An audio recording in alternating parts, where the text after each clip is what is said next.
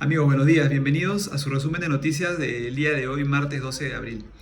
Con respecto a la situación entre Rusia y Ucrania, tenemos que desde Kiev se le solicita a la Unión Europea de que, uno, haga un embargo a las importaciones de petróleo o de gas ruso, o, número dos, en su defecto,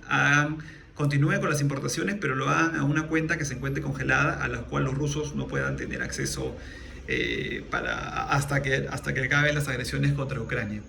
Con respecto a la economía de las aerolíneas en Estados Unidos, tenemos los resultados del primer trimestre de American Airlines y reflejan un 86% de resultados en comparación con la operación del año 2019.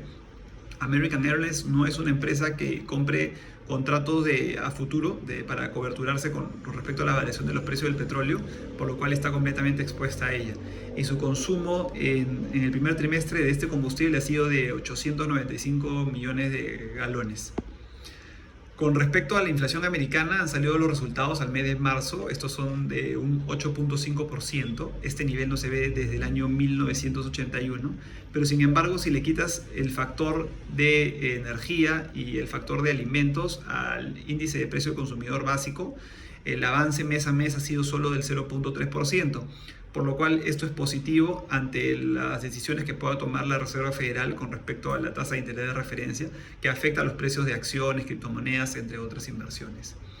Con respecto a la política interna del Reino Unido, el primer ministro Boris Johnson y Rishi Sunak, el ministro de Hacienda, han sido multados por romper durante las medidas de cuarentena impuestas por ellos mismos durante el tiempo que el Reino Unido estuvo sometido a estas medidas. Con respecto a la dependencia energética de Grecia, tenemos de que está aumentando sus exploraciones y ha encontrado algunos pozos petroleros cerca al oeste de Creta o en otras zonas marítimas y, digamos, continentales, para poder dejar de ser tan dependientes de la energía rusa, de la cual ellos actualmente consumen anualmente un 40% de energía respecto a la demanda de energía rusa. Tenemos, con respecto a Rusia, tenemos que Vladimir Putin ha mencionado en un encuentro con trabajadores en el este de Rusia que van a continuar alcanzando sus nobles objetivos y de que básicamente lo hacen por, uno, proteger la integridad de la seguridad rusa y, número dos, ayudar a la gente de la región del Donbass, a los rusos básicamente que viven en estas zonas que han sido declaradas independientes por estos separatistas. Con respecto al mercado de valores japonés, tenemos que al broker SMBC Nikko se le ha abierto un caso de investigación porque aparentemente lo que hacía este tercer broker más grande era tener sus órdenes de compra de sus clientes y ponerlas al final del día con la finalidad de que el precio de las acciones aumente y cierren a un precio alto, ¿no? Esta manipulación del mercado los ha sometido ahora al escrutinio del regulador japonés y veremos qué cosa es lo que sucede con ellos. Con respecto a la Organización de Comercio Mundial del Comercio, la OMC, tenemos que las expectativas respecto al comercio internacional han caído en un tercio al 3%. El pronóstico anterior era de un 4.7% debido a la situación de la guerra. Y con respecto al crecimiento económico de los países, ha caído a un 2.8% para este año como pronóstico. Y tenemos que la comunidad de países independientes que alberga a los ex países de la Unión Soviética, la perspectiva es de que caiga su mercado, sus economías en un 7.9%. Esto también afecta, como lo mencionamos en noticias anteriores, al respecto a las exportaciones de granos y fertilizantes, lo cual podría afectar el nivel de oferta de alimentos en el mundo y que países que estén en riesgo de hambruna sean muy impactados debido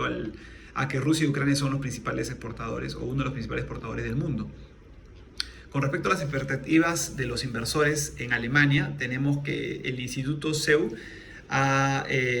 hecho una encuesta en la cual ha determinado que el resultado está en menos 41, o sea, tenemos una expectativa muy negativa con respecto a los inversores en Alemania, tanto a presente como hacia futuro, principalmente por la situación de la guerra y el aumento de los precios por la inflación en toda la región europea. Con respecto a los resultados de las empresas por este primer trimestre, tenemos que básicamente las empresas de energía en el S&P 500, que es el índice de las 500 empresas con mayor capitalización en la bolsa americana, han tenido un crecimiento de ganancias de un 250% en el rubro de energía. Y en otros rubros el promedio ha sido de un 4.5% aproximadamente, como consolidado, tanto de rubros industrial, materiales, bienes raíces, salud, tecnología de información, entre otros. Se espera que el sector bancario termine teniendo pérdidas debido a que ya la economía se ha ralentizado en cuanto a los estímulos, y debido a que no hay tantos estímulos se han reducido la cantidad de alianzas, fusiones y lo que se le conoce como mergers and acquisitions se ha reducido, y por lo tanto las comisiones de los bancos y los ingresos de los bancos ha declinado. Por lo tanto las ganancias de los bancos podrían reducirse en un 26% para este primer trimestre. Sí, la empresa FactSet hizo además una encuesta a 20 compañías del Standard & Poor's 500 que ya han sacado resultados, y 13 de estas 20 mencionan de que han sido afectadas por no han sido afectadas por los resultados de la situación en Ucrania. 13 de 20 no han sido afectadas, solo 5 de estas 20 han sido afectadas por la situación de la guerra en Ucrania. Sin embargo, veremos, o los analistas están atentos para ver cuál es el impacto en el resto de las empresas del Standard & Poor's 500 con respecto a la situación de la guerra con Ucrania. Con respecto a las expectativas de crecimiento en Rusia, se espera que este año, según información del ministro de Finanzas,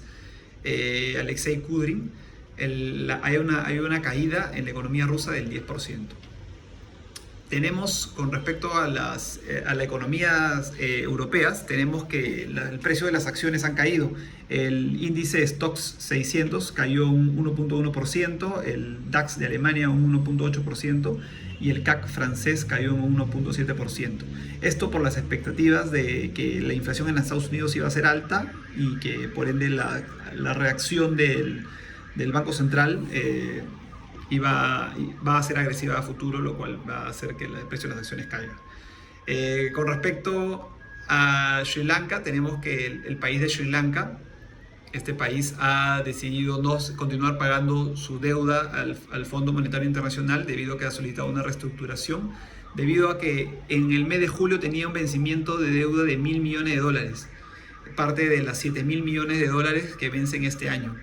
Y sus reservas internacionales básicamente son de $2.000 millones. Por lo tanto, la acción que ha tomado Sri Lanka es decidir no pagar y básicamente reducir las importaciones para no quedarse sin dólares. Esto ha afectado también la cantidad de suministro que tiene su población, y ha llevado queja de su población porque al reducir las importaciones no tienes los principales commodities como el combustible, entre otros.